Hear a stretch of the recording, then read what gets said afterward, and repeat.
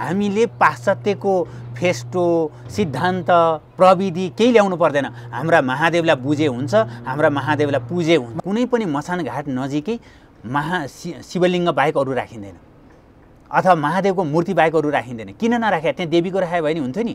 किनकि मुक्ति गराउने तागत कोसँग छ भने महादेवसँग। यदि यस्तो अनुष्ठानलाई व्यवस्थित गराउने होइन, गजडिया भजडिया यस्ता के अरे नाङ्गा तन्नामी भएका मान्छेहरूलाई चाहिँ राखेर एउटा अखाडा स्थापना गर्ने भने विकास कोषको जरुरत किन? संस्कृति मन्त्रालयको जरुरत किन? समाजले के बुझ्दिन पर्यो भने अब नेपाली जाग, अब पनि पुनर्जागरण आएन।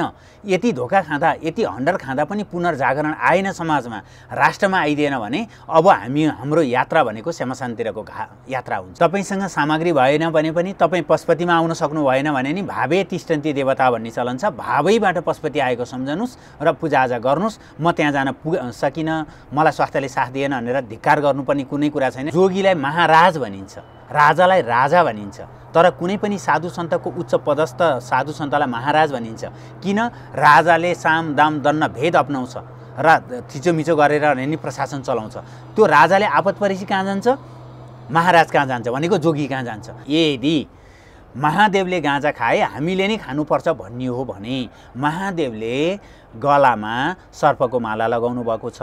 हजुरहरूले नि सर्पको माला लगाउनुहोस्, मुन्नमाला लगाउनुहोस्। यति धेरै शहीदहरू भए, वीरहरू भए, अथवा विभिन्न व्यक्तिहरूले अकालमा मृत्यु वरण गर्न पर्यो, त्यसको मुक्तिको दाता पनि को होस्? महादेव हो। यो कारणले गर्दा यसका लागि पनि राष्ट्रले के गर्नुपर्छ? महादेवको विशेष अनुष्ठान गर्नुपर्छ। र शिवरात्रिमा राज्यले केही गर्यो भनेदेखि यो सबैभन्दा राम्रो हुने थियो। हजुरले त्यहाँ विकास कोषमा भनेर मन्त्रीको तागत लगाएर अथवा विभिन्न मान्छेलाई लगाएर हुलमुल मचाएर अरूलाई देखाउन पशुपति गएर आए नि, चन्न लगाए नि भन्ने काम बिल्कुलै नगरिदिनुहोस्, त्यो अपराध हुन्छ। ब्रह्माण्डमा 3वटा देवता भएर स्थापना गरेको कुनै पनि मन्दिर छैन, कुनै पनि देवता छैन।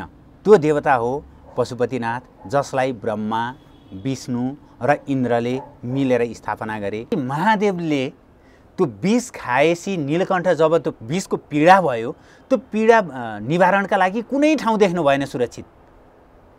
हाम्रै सोलुखुम्बु के अरे रसुवा जिल्लाको गोसाईकुण्डलाई छान्नुभयो। भनेपछि हेर्नुहोस् त, हामीसँग देवताले पनि शरण लिने ठाउँ रहेछ नि।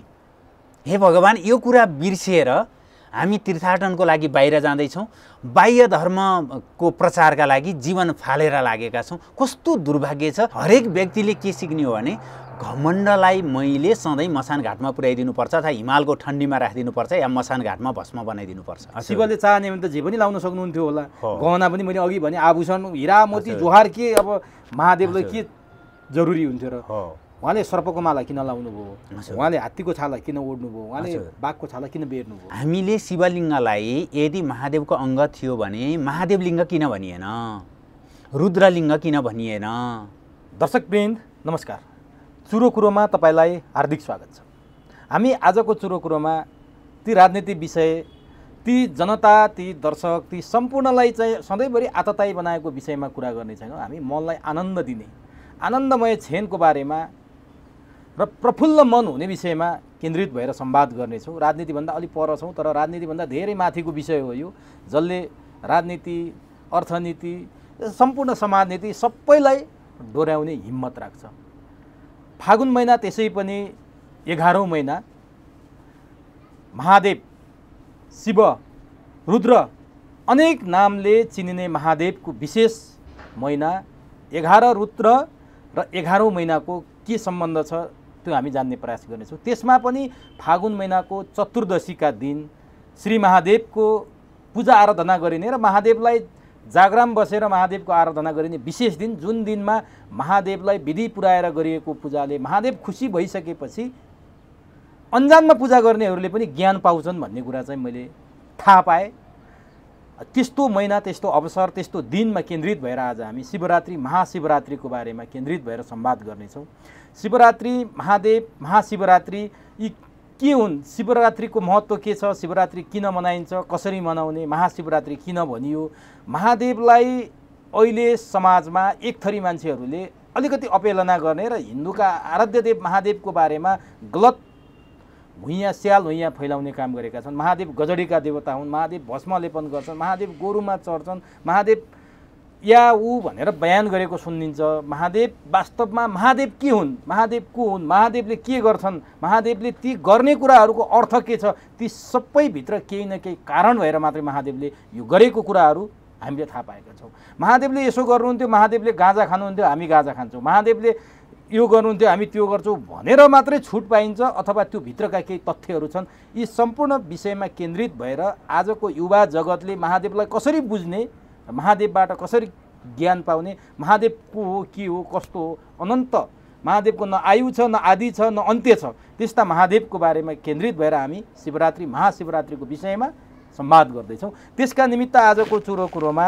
धर्मशास्त्रमा अत्यन्तै मन वचन र कर्मले अध्ययन गर्दै आउनुभएका ज्योतिष पण्डित अध्येता हरिप्रसाद सोडारीसँग हामी संवाद गर्दैछौँ। सबैभन्दा पहिले म हरिप्रसाद सोडारीलाई चुरो कुरोमा स्वागत गर्छु। गुरुदेव, तपाईँलाई चुरो कुरोमा हार्दिक स्वागत छ। हस्, धेरै धेरै धन्यवाद, नमस्कार।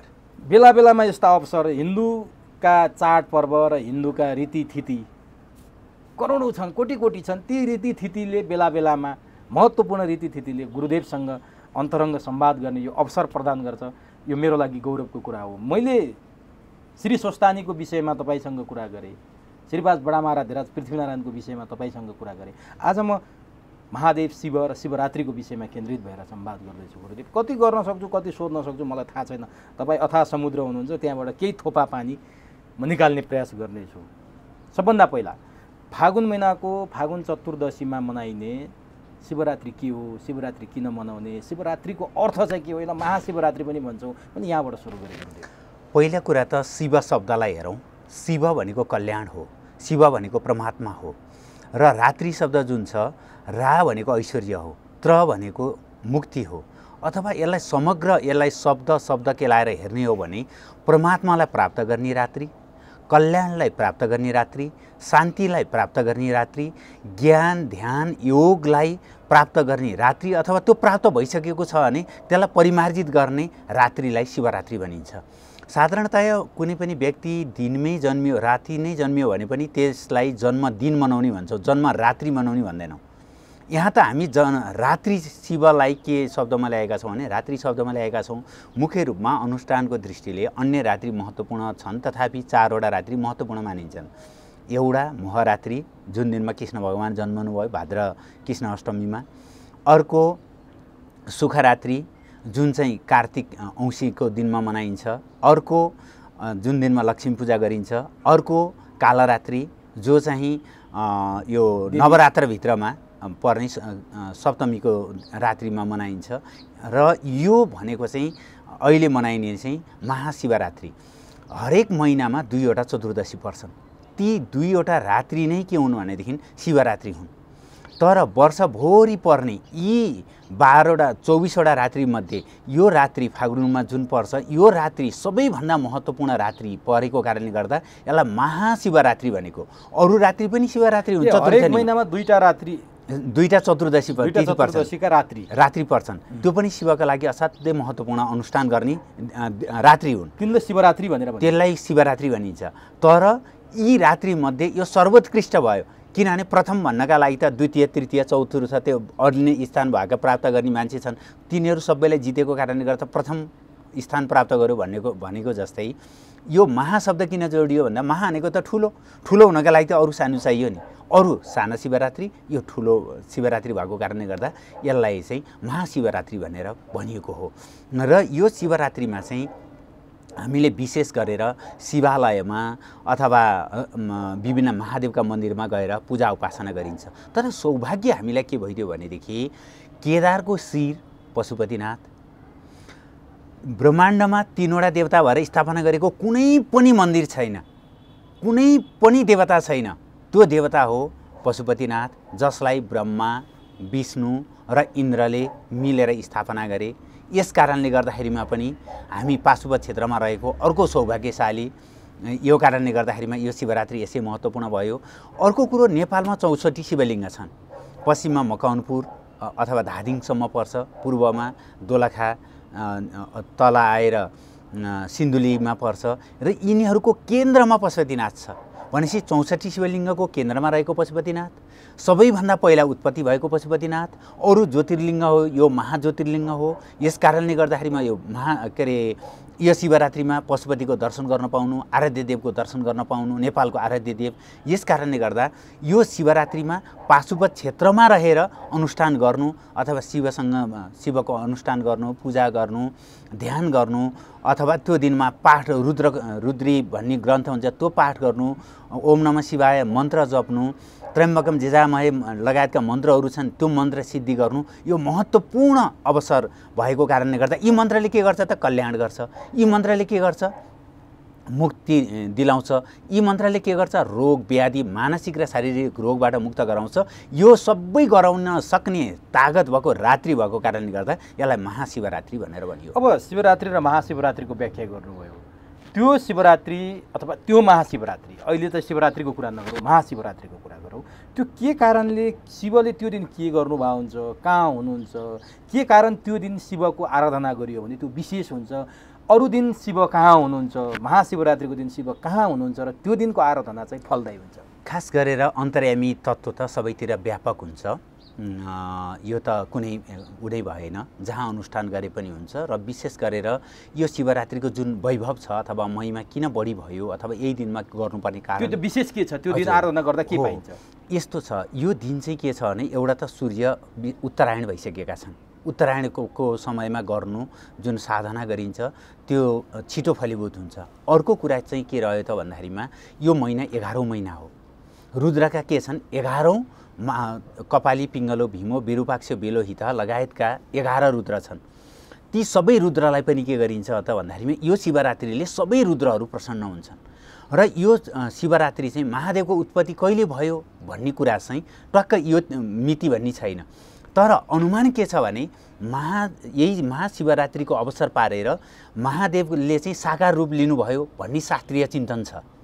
र यो महत्त्वपूर्ण कुनै पनि कृष्ण जन्मिएको हामी त्यति महत्त्वपूर्ण मान्छौँ, भगवान् राम जन्मिएको त्यति महत्त्वपूर्ण मान्छौँ, को जन्मिएको त अथवा कसको प्रादुर्भाव भएको त अथवा कसको साधना छिटो फलीभूत हुने भन्दाखेरिमा महादेवको।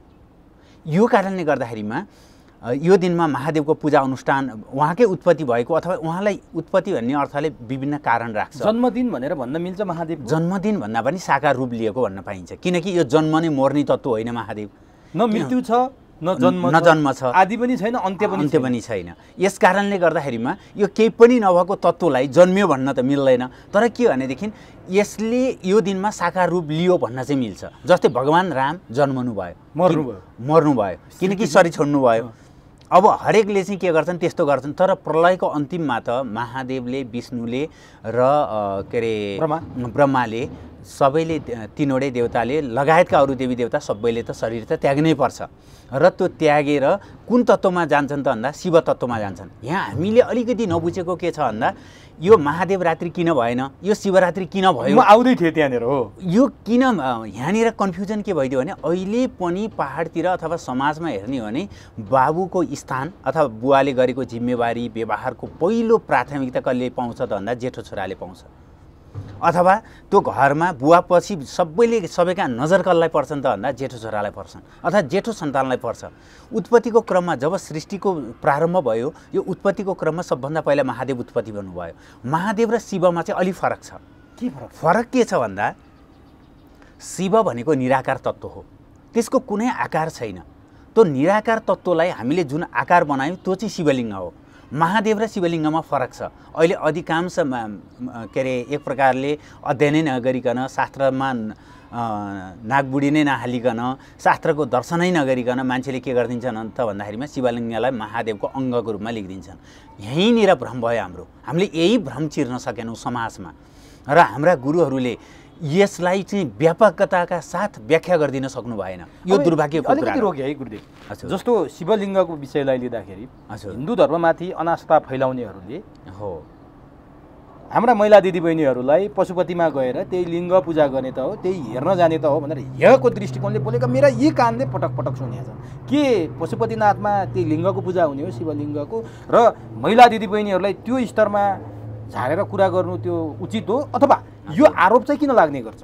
सबभन्दा ठुलो कुरो चाहिँ हामीले संस्कृतबाट विमुख भयौँ र हाम्रा संस्कृतिबाट विमुख भएपछि सबभन्दा दुर्भाग्यपूर्ण तरिका चाहिँ के भइदियो त भन्दा मूल ग्रन्थलाई हामीले पढ्न सकेनौँ। हामीले अहिले शिवलिङ्ग बुझ्न पर्यो भने अङ्ग्रेजी भाषामा पढ्नुपर्छ। त्यो अङ्ग्रेजी पढ्ने मान्छेले के गरे हुन्छ भने संस्कृतबाट आफूलाई अनुकूल पर्ने तरिकाले ट्रान्सलेट गरिदिएको हुन्छ, अनुवाद गर्दै हुन्छ, ऊ भाष्यकार हुन्छ, अनुवादक हुन्छ, विभिन्न कुरा हुन्छ। र हाम्रो दुर्भाग्य के हो भने हाम्रै पहिचान बोकेको संस्कृत भाषा हामीले पढ्न सकेनौँ। यदि अब कुरा के रह्यो भन्दा लिङ्ग शब्दले के कुरा बोध गराउँछ अथवा के कुरालाई इङ्गित गरेको छ भन्ने कुरा बुझ्नुपर्छ।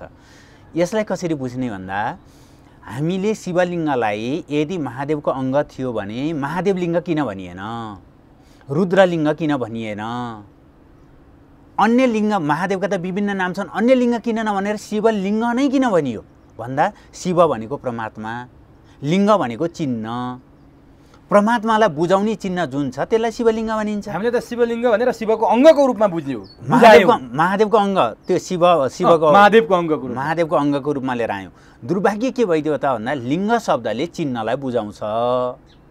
अलिकति संस्कृतको थोरै पनि व्याकरणको याद हुने मान्छेले लिङ्ग शब्दले नै के बुझाउँछ त भन्दा चिन्ह। यसलाई त योनाङ्गको रूपमा बुझे हो। जस्तै यदि यो हो भने एउटा कुरा छ, धेरै त्यहाँ के अरे वेदमा पनि यो योनि भन्ने शब्द आएको छ। अनि त्यसपछि लिङ्ग शब्दहरू छन्, जस्तै शास्त्र योनित्वात् भन्ने शब्द छ ब्रह्मसूत्रमा।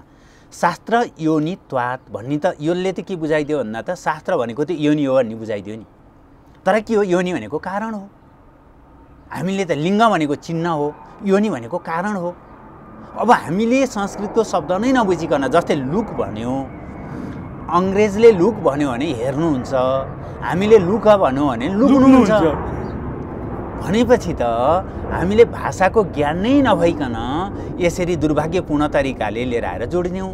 अनि यसमा अर्को बल पुग्ने नि गुरुदेव, जस्तो शिवरात्रिको अब आज शिवरात्रि सुरु हुन्छ, आज बेलुकादेखि नै शिवरात्रि भनेर पाशुपत क्षेत्रमा चाहिँ त्यहाँ चाहिँ अनेक देखिन्छ। त्यहाँ चाहिँ बाबाजीहरू आउँछन् नि, जस्तो भारतबाट आउने बाबाजीहरूलाई दक्षिणा दिएर यहाँसम्म ल्याउने जाने आउने सरकारले नै त्यो गर्छ। नागा बाबाहरू पनि त्यही भेषमा देखिने। नागा बाबाहरूले त्यहाँ अब त्यसलाई उच्छृङ्खलता भनौँ कि त्यसलाई हाम्रो संस्कृति भनौँ कि त्यसलाई परम्परा भनौँ कि अथवा शिवभक्त भनेर भनौँ, उहाँहरूले पनि त्यहाँ ताण्डव देखाइदिने। अनि यो शिवलिङ्ग ती नागा बाबाहरूको कुरा यी सबै जोडेर भन्ने अलि सजिलो भयो कि त्यो पनि छ शास्त्रमा नागा बाबाहरू। यस्तो छ, सबभन्दा ठुलो कुरो त नागाको परम्परा जुन आयो यो महादेवसँग जोडिएर आएको छ। महादेवलाई कुनै गहना लगाउने, सजिएर बसेको देवताको रूपमा देखिएको छैन। मसान घाटमा खरानी धसेर, नागको माला लगाएर, डम्बरू बोकेर, त्रिशूल हातमा लिएर, बाघको छाला भिरेर, हात्तीको छाला ओढेर हो। अब यो समस्या के छ भने यहाँभित्रको वैज्ञानिक पक्ष हामीले बुझेनौँ कि। जस्तै हजुरले अहिले शिवलिङ्गको बारेमा चाहिँ लिङ्गको दर्शन गर्न गएका हुन् त महिलाहरू भन्ने जुन एउटा आरोप छ, जस्तै एउटा कुरा त के भने त्यसलाई पुरुष अङ्गको रूपमा लिएका छन्। त्यो गलत तपाईँले साबित गर्दैछ हो। अब यदि त्यो अङ्ग हुन्थ्यो भनेदेखि त यदि पुरुषको शिवलिङ्गको माथि 5वटा मुख हुन्छन्, त्यसो भनेदेखि पुरुषको अङ्ग माथि पनि 5वटा मुख हुन्छन् त। अर्को कुरो शिवलिङ्गमा के हुन्छ भने बिचमा जलहरीको एउटा भाग हुन्छ र नियम के हुन्छ भने त्यो शिवलिङ्ग जुन छ माथिको, यसलाई शिवलिङ्गमा 3वटा पाटा हुन्छन्। जलहरी भनेको जुन माथि यो हामीले शिव निर्माणले जुन प्रयोग गरेका हुन्छौँ त्यो झर्ने ठाउँलाई जलहरी भनिन्छ, त्योभन्दा माथिको भागलाई महादेव भनिन्छ, जलहरीलाई विष्णु भाग भनिन्छ, त्योभन्दा तल ब्रह्म भाग हुन्छ। यसरी तल ब्रह्म भाग राखेर, बिचमा विष्णु भाग राखेर, त्योभन्दा माथि महादेव भाग राखेर जुन आकृति बनाइयो त्यसलाई शिवलिङ्ग भनिन्छ। त्यसले के गर्यो त भन्दा ब्रह्मा विष्णु र महेश्वर भनेको अर्थ के भने सृष्टि गर्ने, सृष्टिको पालना गर्ने र संहार गर्ने, 3वटा शक्तिको बिम्ब जुन बिम्ब हो त्यो 3वटा देवताको एकैचोटि पूजा गर्नु पर्यो भने कहाँ पूजा गरिन्छ? शिवलिङ्गमा पूजा गरिन्छ। भनाइ नै छ आकाशम लिङ्गम मिथ्याहु पृथ्वी तस्य पीठिका आलय सर्वदेवानाम लयनाद इति लिङ्गम उच्यते। यो भनेको के भने आकाश नै लिङ्ग हो भनेको व्यापक तत्त्व नै लिङ्ग हो। हाम्रो शरीरको जुन प्रजनन अङ्ग छ त्यो व्यापक छ त, त्यसो भनेदेखि यो आकाश जस्तै फैलिएको छ त। अर्को कुरा समस्या कलियुगमा आइसकेपछि के भइदियो त भन्दा मान्छेको मनस्थिति अन्तर्मुखी भन्दा नि बाह्यमुखी बढी भयो। जब बाह्यमुखी हुन्छ मानिस त्यति बेला अन्तर्मुखी हुन सक्दैन र त्यसले के गर्छ भने भौतिक वस्तु खोज्छ र क्षणिक पदार्थमा रमाउन खोज्छ। यस्ता मान्छेले मुक्ति कसरी प्राप्त गर्ने? त्यति बेला सबैमा एउटा के भयो भने खलबली भयो। त्यो पछाडि के गरियो त भन्दा सबैलाई 14 लोककै सम्पूर्ण देवी देवतालाई भनेको पृथ्वी लगायतका जुन 14 लोक छन् ती 14 लोकमा रहेका सम्पूर्ण देवी देवता ब्रह्मा विष्णु र महेश्वर सम्पूर्ण ऋषिमुनिहरूलाई राखेर एउटा उनीहरू सबै अट्ने र त्यो पूजाले सबैले पाउने। हामीले जहाँ पूजा गरेका छौँ त्यहाँ ऋषिले त्यो पूजाबाट ऋषि पनि खुसी होस्, देवता पनि खुसी होस्, भगवान पनि खुसी होस्, पितृ पनि खुसी होस्, परमात्मा पनि खुसी होस्। यो सबै खुसी हुने एउटा मूर्ति बनाए। त्यो मूर्ति कुन हो त? शिवलिङ्ग हो। अब त्यो नागा बाबाहरू जोडिएपछि अलिकति अप्ठ्यारो भयो के? अब समस्या के आइदियो भनेदेखि यहाँनिर हाम्रो त लिङ्ग भनेको चिन्ह हो भन्ने कुरा नै बिर्सेर लिङ्ग भनेको अङ्ग बनाइदिउँ, एउटा पहिलो कुरा दुर्भाग्य त भइदियो। अब अर्को भ्रम तपाईले चिर्दिनु हो। अब अर्को पाटो के आइदियो त भन्दाखेरिमा साधुको के हुँदैन भने साधु जस्तो जन्मिएको छ त्यसले आवरणले छेक्दैन। किन भन्दा ऊ परमात्माको प्रतिनिधि हो। उसलाई दुनियाँका गहनासँग, दुनियाँका पदसँग, दुनियाँका आभूषणसँग, दुनियाँका ताम झामसँग कुनै सम्बन्ध हुँदैन। कुनै सम्बन्ध हुँदैन भनेदेखि उसलाई राम्रो नराम्रोको पनि प्रवाह हुँदैन। उसलाई केसँग प्रवाह हुन्छ? उसलाई परमात्मासँग ऊ अविच्छिन्न जोडिन चाहन्छ। उसलाई के लगाउने के नलगाउने भन्ने तत्त्वसँग सम्बन्ध रहँदैन। अहिले पनि इन्डियामा नागाहरूमा केही अत्यन्त प्रतिभाशाली गुरुहरूले प्रवचन गरेको हजुरले अवश्य पनि सुन्नुभएको छ। यो कारणले गर्दा यो शिवरात्रिमा ती नागाहरू अथवा ती सिद्ध महापुरुषहरू जसले आभूषणसँग सम्बन्ध राख्दैन, कपडासँग सम्बन्ध राख्दैन, तिनीहरू पशुपतिको दर्शन गर्न आउँछन्। यसै त पशुपतिमा अविरल रूपमा 4 वटा सिद्ध रहन्छन्। 4 वटा सिद्धले पृथ्वी रहन्जेल पशुपति क्षेत्र छोड्दैनन्, अनि विभिन्न रूपमा हुन्छन्। तिनै रहेका छन् र आज नेपाल रहेको छ। के हुन् ती 4 वटा सिद्ध? 4 वटा सिद्ध भनेको चाहिँ कुनै जोगीको रूपमा होलान्, कुनै के अरे सिद्ध भनेको चाहिँ के भने उसले जे चाहे त्यही हुन्छ। उसले हजुरको हात टाउकोमा हात राखेर उमेश बाबु तिमी चाहिँ एकदम अल्गो मान्छे हौ, उमेश बाबु तिम्रो 4-5 वटा गाडी तत्काल प्राप्त होस्, जे आशीर्वाद दियो त्यो आशीर्वाद प्राप्त हुनेलाई सिद्ध भनिन्छ। त्यो पनि अहिले पनि छन्? अहिले पनि छन्, तर हाम्रो आँखाले देख्दैनन्। देख्छन्, हामी तिनीहरूलाई यी सिद्ध हुन् भनेर पहिचान गर्न सक्दैनौँ। त्यो 4 वटा सिद्ध जो छन्, साथसाथै यति बेला यो पृथ्वीमा रहेका अनेक सिद्धहरू, अनेक ऋषिहरू यहाँ दर्शन गर्न आउँछन्। यो कारणले गर्दा हाम्रो परम्परा के थियो भने हजुरले राम्रै प्रसङ्ग निकाल्नु भयो। मलाई पनि आज बिहानै दर्शन गर्न जाँदाखेरिमा एकजना साथीले यही प्रश्न गर्नुभएको थियो, तिमीहरूका देवता त हेर नाङ्गाई हो, यसरी व्याख्या गरिन थाल्यो हो। अनि त्यसपछि मैले उनलाई के भने पहिलाका जोगी कस्ता थिए भने उनीहरूलाई भिक्षाटनको आवश्यकता थिएन। म तिमी आऊ, तिम्रो टाउकामा यो मयूरको प्वाखले ठोक्छु, तिमीले मलाई 10 रुपियाँ देऊ भनेर अहिले तिनीहरू बसेका छन्। उनीहरूलाई अन्यथा नगरौँ। उनीहरूले घर गृहस्थी त्यागेर मभन्दा ठुलो काम गरेका छन्, त्यसरी नगरौँ। अधिकांश के छ भने माग्नका लागि पशुपति गइदिए। ती सिद्ध त्यहाँ के छन् भने सिद्धको झुन्डहरू पनि छ। तपाईँ सिद्ध चिन्न सक्नुहुन्छ। तपाईँभित्र एउटा साधनाको शक्ति छ भने, तपाईँप्रति श्रद्धा र तपाईँलाई जोगीप्रति श्रद्धा र विश्वास छ भने उनका आँखामा हेर्नुहोस् बेग्लै ओझ हुन्छ। हरेक वर्ष उसको बस्ने ठाउँ फरक पर्दैन। उसले तपाईँलाई हेरिराखेको हुन्छ, तर विचार गर्नुहोस् तपाईँलाई हेरिराखेको हुँदैन। फेरि उसको ध्यान अन्त्य भइराखेको हुन्छ। तपाईँले 100 रुपियाँ दिनुहोस्, 50 रुपियाँ दिनुहोस्, उसले कुनै वास्ता गर्दैन। ऊ माग्न बस्या पनि हुँदैन। त्यहाँ चामल छरिदिएका हुन्छन्, दक्षिणा राखिदिएका हुन्छन्, उसले त्यो टिपिराखे पनि हुँदैन। त्यो सिद्ध यति बेला विभिन्न ठाउँका सिद्धहरू यहाँ रिचार्ज हुन आउँछन्। हाम्रो मोबाइलले जसरी काम गर्नका लागि हामीले बेला बेलामा चार्ज गर्नुपर्छ, उनीहरू यति बेला रिचार्ज हुन आउँछन्। 4 वटा सिद्ध त हामीसँग छँदैछन्, साथसाथै विभिन्न सिद्धहरू आउँछन्। तिनीहरू वास्तवमा लुगा लगाउँदैनथे पहिला। हो, यही कारणले अलिकति विकृति चाहिँ धर्ममाथि थोपर्ने जो जसलाई चाहिँ हजुर यो धर्ममाथि विकृति विसङ्गतिको आरोप लगाएर खेल्नु छ, उनीहरूलाई चाहिँ मौका मिल्यो नि त। यहाँ सबभन्दा ठुलो कुरो हामीले यो जिम्मेवारी के हो भने नेपालमा संस्कृति मन्त्रालय छ। हामीले के एउटा विधान गर्नुपर्छ भने नागाहरू जो आएका छन् ती इन्डियाबाट अथवा नागाको आश्रम नेपालमा छ भने नि यिनीहरू माग्नका लागि अहिले तत्काल नाङ्गो भएका हुन् कि नागा परम्परामा नै दीक्षित भए हुन्, त्यो संस्कृति मन्त्रालयले खोज्नुपर्छ। पशुपति क्षेत्र विकास कोषले त्यसलाई छानबिन गर्नुपर्छ। यो तपाईँ हाम्रो काम होइन, हामीले सहयोग गर्ने हो।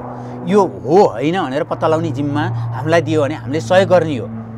यो के गर्नुपर्छ? सबभन्दा ठुलो लाज त संस्कृति मन्त्रालयले हुनुपर्ने होइन। यो महादेव शिवरात्रि अथवा महाशिवरात्रिसँग जोडिएको विषय त हो नि यो, होइन? पक्का यो बेलामा त आउने नै साधकहरू हो। हामी यो बेलामा पशुपतिमा पानी नखाइकन, फलफुल नखाइकन, निराहार व्रत बसेर किन जान्छौँ दर्शन गर्नका लागि भन्दाखेरिमा एउटा आस्था बोकेर जान्छौँ नि। त्यो आस्थामाथि त के भइदियो भने जथाभावी मान्छेहरू एउटा त गाँजाको परम्परा छ, त्यहाँ त म आउँछु नै। हजुर। अर्कोतिर के छ भने लठाभद्र रूपमा एउटा परम्पराबाट आएको छ भनेदेखि उसले त्यहाँ बसेर साधना गर्न पाउनुपर्छ, उसले त्यहाँ बसेर ध्यान गर्न पाउनुपर्छ, उसले त्यहाँ बसेर अनुष्ठान गर्न पाउनुपर्छ, उसले त्यहाँ बसेर मन्त्र जप गर्न पाउनुपर्छ, त्यसमा कुनै शङ्का रहेन। तर त्यो परम्पराबाट दीक्षित भएर आउनुपर्छ। त्यस्ता नागा आउँछन् भने त्यस्ता नागा त अहिले इन्डियामा पनि उच्च कोटिका पिएचडी गर्ने नै कयौँ नागा छन् नि, गुफामा बसेर। यो कुरा तपाईँले भने जस्तो संस्कृति मन्त्रालय र सरकारवाला पक्षले ध्यान दिनुपर्ने विषय हो। पशुपति क्षेत्र विकास कोषले के हेरेर बसेको? यसको दायित्व होइन यो? किनभने जाने आउने भाडा दिएर मात्र त हुँदैन। किनकि यो त त्यहाँ कहिलेकाहीँ दुर्दशा देख्नुपर्छ, बडा एकदमै भित्रबाट आत्मग्लानि पनि हुन्छ, नमज्जा पनि लाग्छ, दुःख पनि लाग्छ। किनकि मान्छेले त प्रत्यक्ष साधनाभन्दा पनि त्यो कुरालाई बढी फोकस गरे हुन्छ। कतिपय त त्यो नै हेर्न आउने परम्परा पनि बसिसक्यो। त्यो मात्रै हो र त्यो के अरे गुप्ताङ्गले विभिन्न कुरा उचालिदिने, विभिन्न कुराहरू गरिदिने र त्यहाँ मान्छेहरू चाहिँ पैसा चढाउने, त्यसलाई अँगालो हालेर फोटो खिच्ने, फेसबुकमा राख्ने, यो विडम्बना जुन छ यो त संस्कृति मन्त्रालयको ध्यान पुग्न पर्यो।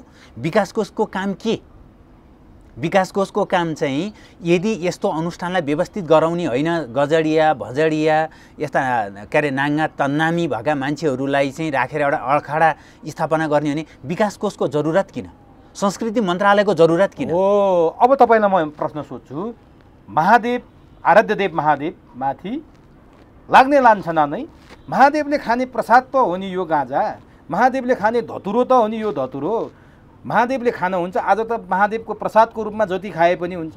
महादेवले खान्छन्, हिन्दूका देवताले खान्छन् भने हामीले किन नखाने भनेर युवा पुस्तामा यसले जरो गाड्यो। यो चाहिँ विकृति विसङ्गति बन्दै आयो। वास्तवमा महादेवले विष, भाङ, धतुरो, गाँजा किन खानुहुन्थ्यो, केका लागि खानुहुन्थ्यो?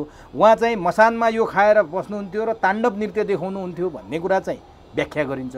त्यसको उहाँले खानुको कारण के थियो र युवा पुस्ताले के सिक्नुपर्छ? सबभन्दा पहिला कुरा त देवी देवताले अथवा परमात्माले केही पनि खाँदैन। किनभने हामीले के सुनेका छैनौँ भने ब्रह्माजीको धान यो वर्ष यति उत्पादन भयो रे र यी देवता चाहिँ खेताला आएर भित्र्याए रे र विष्णुले चाहिँ यति मुरी कोदो, यति मुरी के अरे मास, यति मुरी भटमास बनाएर राख्नुभयो अरे, यस्तो हामीले कहीँ पनि सुनेका छैनौँ। र महादेवले आफ्नो अण्ड भण्डारमा चाहिँ यी विष, भाङ, धतुरो राखेर स्टोर गरेर आवश्यक परेलाई गणेश गरेर लिएर आइज त भनेर सल्काएको, पार्वतीलाई जाउ लिएर आऊ भनेर सल्काएको यस्तो आख्यान कहीँ पनि पाइँदैन। न शिव पुराणमा पाइन्छ, न लिङ्ग पुराणमा पाइन्छ। कुनै पनि शिवसँग सम्बन्धित पुराणहरूमा यस्तो कुरा पाइँदैन। वेदले त यी कुरा बोल्दैन, बोल्ने होइन। वेदले त जानकारी दिने, सूचना दिने हो र पुराणहरूले यी कुरा बोल्दैनन्। र बाँकी रह्यो तन्त्र, तन्त्रले पनि यो कुरा काहीँ लेखा जस्तो मलाई लाग्दैन। जे तन्त्रसँग सम्बन्धित मेरो रुचि पनि भएको कारणले, पुराणसँग सम्बन्धित रुचि भएको कारणले गर्दा एक सरो पाना पल्टाउने काम मैले पनि गरेको छु, अध्ययन गर्न धेरै नपाए पनि। यो कारणले गर्दा काहीँ भेटिँदैन। अब कुरा के रह्यो त भन्दाखेरिमा यी कुराहरूमा प्रतीकात्मक कुरा छन्। महादेवले अथवा कसैले पनि यी कुरा खाने कुरा होइनन् र देवी देवताले खाँदैनन्। हामीले दिएर उनीहरू खाएर बाँच्ने होइनन्। अब कुरा के रह्यो त भन्दाखेरिमा हामीले देवी देवतालाई त्यस्तो वस्तु अर्पण गर्छौँ जुन वस्तु चाहिँ औषधिजन्य कुरा छ। विष्णुको पूजामा हामी तुलसी अर्पण गर्छौँ, तुलसीमा औषधिको गुण छ। त्यो कारणले गर्दा महादेवको पूजामा हामी बेलको पात अर्पण गर्छौँ। डायबिटिज लगायतका विभिन्न रोगको उपचार हुन्छ। त्यसले गर्दा हामीले हाम्रा दिदीबहिनी, आमा दिदीबहिनीहरूले तीजमा दत्युन अर्पण गर्छन्। दत्युनले दाँत माझ्छन्। दत्युन भनेको दाँतलाई बलियो बनाउने, गिजालाई बलियो बनाउने महाऔषधि हो। यो विभिन्न औषधि छ, यसलाई अपमार्ग पनि भन्ने चलन छ। त्यो कारणले गर्दा त्यो चढाउँछौँ।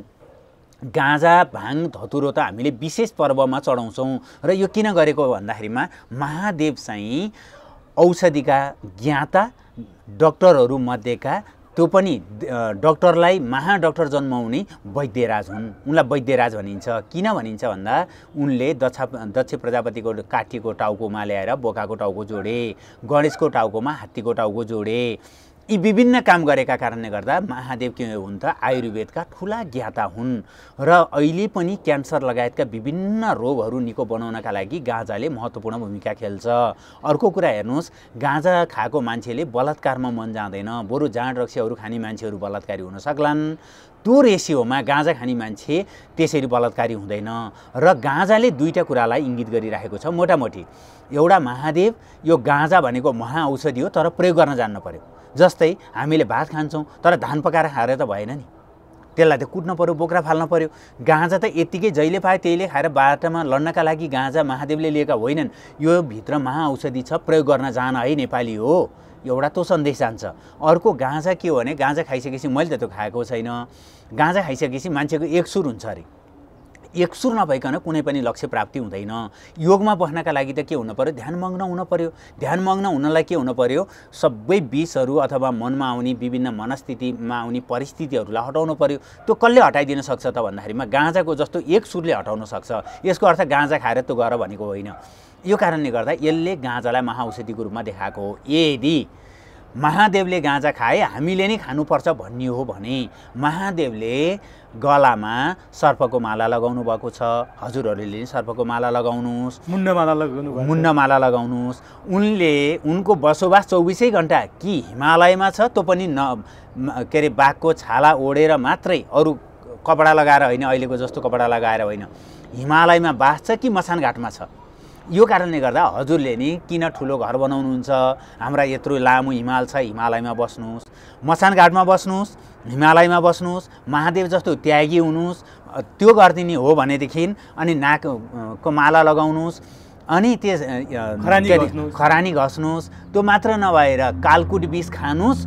यो सबैबाट पार हुनुभयो भने तपाईलाई गाँजा मै पुर्याउन ल्याइदिन्छु, अनि जति गाँजा खाए नि खानुहोस्। भनेपछि महादेवले खान्थे, महादेवको प्रसाद भनेर खानु चाहिँ त्यो गलत हो। त्यो त 100% गलत हो। यसमा त कुनैसँग हाम्रा कुनै पुराणले, कुनै उपनिषद्ले, कुनै तन्त्रका ग्रन्थले, शास्त्रमा छ यो कुरा। महादेवले गाँजा खाएर ताण्डव नृत्य गरेको त मैले अहिलेसम्म पढ्न पाएको छैन। यो सबै के हो भनेदेखि छ अरे भन्दै त भइहाल्यो नि। यहाँ कसले चाहिँ पढ्ने फुर्सद छ र? यहाँ त के छ भने हामी अरेका भरमा दौडिने न हो। हामीले त कुनै शिवपुराणमा चाहिँ महादेवले गाँजा खाएर अनि ताण्डव नृत्य गरेको शिवपुराणले बताओस्। अनि एउटा धतुरो पनि जोडिन्छ महादेवसँग। तपाईँले लेखेको मैले काहीँ लेख पनि पढेको थिएँ। एउटा धतुरोको 1 लाख गाई चाहिँ दान गरे बराबर धतुरोको त्यो मूल्यको तपाईँले त्यहाँ इङ्गित गर्नुभएको छ। त्यो के धतुरो के को लागि प्रयोग गर्ने? कतिपयले धतुरो पनि खाएको देखियो। यो धतुरो, महादेव र त्यो गाईसँग चाहिँ के सम्बन्ध? यस्तो छ, हामी चाहिँ के छ भने दान गर्न, हामी अहिले जुन भिक्षाटन देखिया छ नि विदेशको जस्तो, हामी भिक्षाटन गर्ने परम्पराका सन्तति होइनौँ। हाम्रो परम्परा के भने दान गर्ने परम्परा हो। र यो परम्परामा के छ त भन्दाखेरिमा मानिसले आफूलाई पुण्य प्राप्तिको लागि अथवा लोकको हितको लागि अथवा राष्ट्र कल्याणका लागि अथवा विभिन्न रोग व्याधिहरू आउँछन् त्योबाट मुक्ति गर्नका लागि दान गर्ने चलन थियो।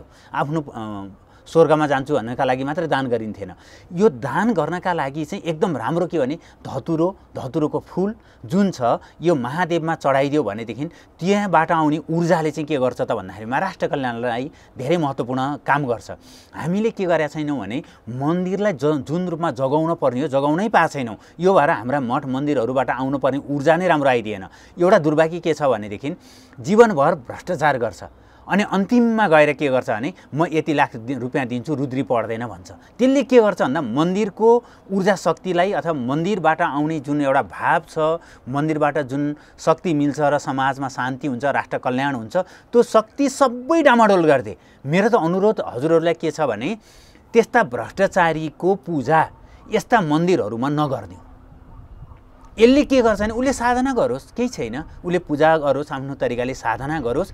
यस्ता मानिसहरूको मन्दिरमा पूजा गर्ने पुजारीले ठेक्का लिखिदिएर हाम्रा मठ मन्दिरको ऊर्जा बर्बाद भएको छ। यतातिर ध्यान गएन भने र यस्तो ऊर्जा यस्तो खराब भएका मन्दिरलाई ऊर्जा केले दिन्छ त भन्दाखेरिमा धतुरोको फुल अर्पण गर्नुहोस्, धतुरोको फल अर्पण गर्नुहोस्। हामीलाई ऊर्जा केले दिने हो भने मन्दिरले, मूर्तिले दिने हो। भने 1 लाख गाई दान गरे बराबर एउटा धतुराको फुल अर्पण गरेबाट जुन शक्ति मिल्छ अथवा जुन मन्दिर ऊर्जामय हुन्छ, यस्तो हो शक्ति मिल्ने अथवा त्यहाँबाट लाभ मिल्ने भने त ऊर्जामय बनाउने हो कि मन्दिरलाई हामीले खास गरेर। अथवा मन्दिर जसरी हजुरले के अरे एकपल्ट कसैलाई छुनुहोस्, जस्तै सिद्ध पुरुषहरूलाई मैले अहिले जुन कुरा गरेँ, सिद्ध पुरुषको खुट्टामा तपाईँले ढोग्नुभयो अथवा हातमा यसो गर्नुभयो भने तपाईँमा झड्का लागे जस्तो हुन्छ, एउटा शक्ति सञ्चार हुन्छ। हामी मन्दिरमा किन जान्थ्यौँ भने हामी त खत्तम भइसकिसकेपछि अथवा हामीभित्र रहेको जुन शक्ति अथवा दैविक एउटा ऊर्जा जुन हुनुपर्ने हो, क्षमता जुन हुनुपर्ने हो, त्यो क्षीण भइसकेपछि पनि मन्दिरमा पूजा गरेपछि हामी रिचार्ज हुन्थ्यौँ। हो, त्यो रिचार्ज गराउनका लागि यस्ता पत्रम पुष्पम फलम तोयम भन्ने जुन चलन छ, यस्ता पदार्थ अर्पण गरेपछि त्यो ऊर्जा आउँछ। अर्को कुरा चाहिँ के भनेदेखि यो धतुरो भनेको चाहिँ खायो भने सात्विक हो, त्यसले तम प्रधान हो। यो दान गर्नु चाहिँ के भने ऊर्जा प्रदान हो अथवा सत्व प्रदान हो। त्यो सत्व प्रदान गाई भने त यसै पनि हामी आमा स्वरूप मान्छौँ। त्यो भन्दा पनि महत्त्वपूर्ण किन मानियो भने यसको दानले अथवा यसको अर्पणले के गर्छ भने हामीमा एउटा शक्ति सञ्चार गराइदिन्छ। यो कारणले गर्दाखेरिमा यति धेरै पवित्र भएको भनेर भनिएको। अब हामीले गलत कुरा सिक्यौँ महादेवबाट, सिक्नुपर्ने कुरा सिक्यौँ जस्तो लागेन। तपाईँले अघि भन्नुभयो महादेव जस्तो ज्ञानी पनि बन्न सकेनौँ, महादेव जस्तो निष्पक्ष पनि बन्न सकेनौँ। तपाईँले अझै उल्लेख गर्नुभएको छ अहिले भ्रष्टाचार भयो, महादेवले त भ्रष्टाचार गर्नु हुँदैन भनेर बाघको छाला र हात्तीको छाला ओढेर बस्ने, सर्पको माला लाउने, सुन जवारतका गहना पनि लगाएका होइनन्।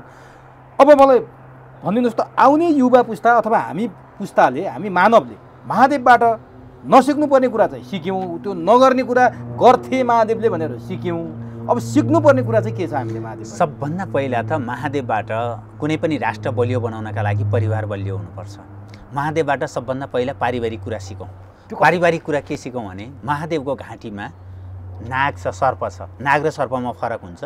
महादेवको घाँटीमा जुन सर्प छ त्यसले के गर्छ त भन्दा गणेशको, उनको छोरा गणेश, उनको वाहन मुसो छ। त्यो सर्प सधैँ कहाँ ध्यान गइरहेछ भने मुसो खानका लागि। अब महादेवको घाँटीमा जुन सर्प छ त्यहाँ चाहिँ उनको गङ्गातर्फबाट जन्मेको छोरो जुन कुमार छ, कुमारको वाहन मयूर हो। मयूरले के खान खोजिरहेछ? सर्प खान खोजिरहेको छ। र मयूरलाई कसले आक्रमण गर्न चाहिरहेको छ भने पार्वतीको वाहन बाघ हो। त्यो बाघले कसलाई आक्रमण गर्न खोजिरहेछ? मयूरलाई आक्रमण गर्न खोजिरहेको छ। यत्रो बेमेल छ। महादेव स्वयंको नन्दी फेरि वाहन हो। नन्दी जुन छ त्यो नन्दीलाई बाघले पनि आक्रमण गर्न चाहिरहेको हुन्छ, सर्पले पनि चाहिरहेको हुन्छ। महादेव भित्रै आफै पनि छ, त्यो व्यक्तिगत फेरि त्यहाँ जाउँला।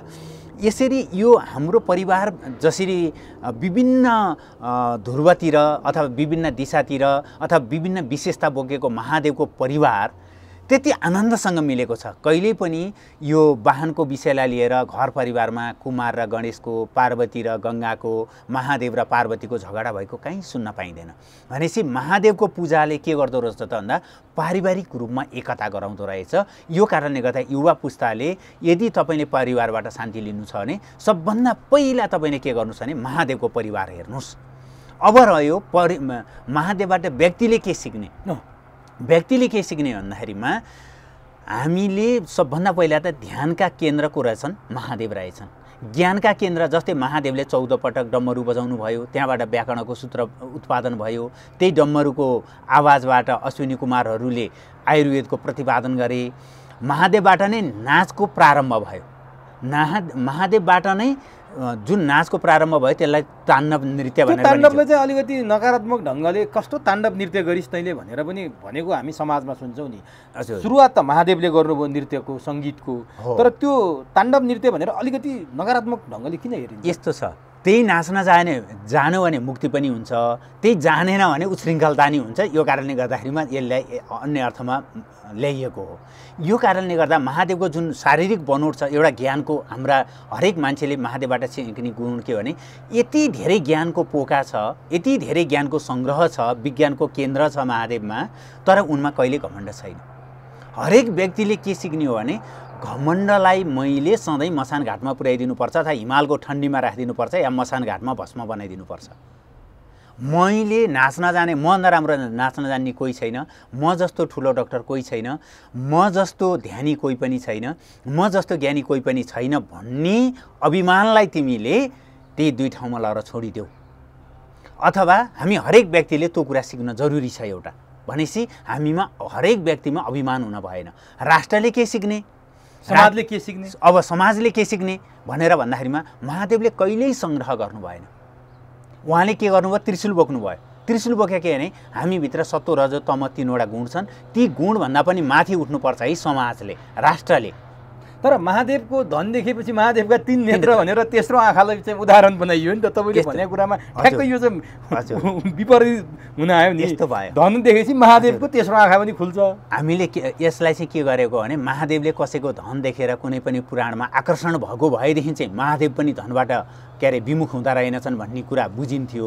यो चाहिँ हामीलाई सजिलो होस् भनेर बनाइएको उखान, हामीले आफूले बनाएको, आफूले बनाएको, बेकारमा दोष दिएर महादेव। हजुर हो, यो कुनै शास्त्रमा महादेवले चाहिँ धनमा उनले हिरिक्क गरेको भए अथवा उनले चाहिँ ल विष्णुको धन लुट्न गएको भए, ब्रह्माजीलाई चाहिँ तैँले यत्रो घर बनाइस्यो मलाई चाहिन्छ भनेर हडप्न गएको भए महादेव पनि लोभिरहेछन् भनेर भन्नुहुन्थ्यो। यो कारणले गर्दाखेरिमा महादेवले त्रिशूल लिएका हामीमा रहेका जुन गुण छन् अथवा काम क्रोध लोभ मोह अहंकार जुन छ त्यसलाई दबाउ, त्यसलाई मार, त्यसलाई सुलीमा चढाउ। सुल भनेको चाहिँ रोप्नु हो अथवा मार्नु हो, त्यसलाई चाहिँ के गर, दमन गर।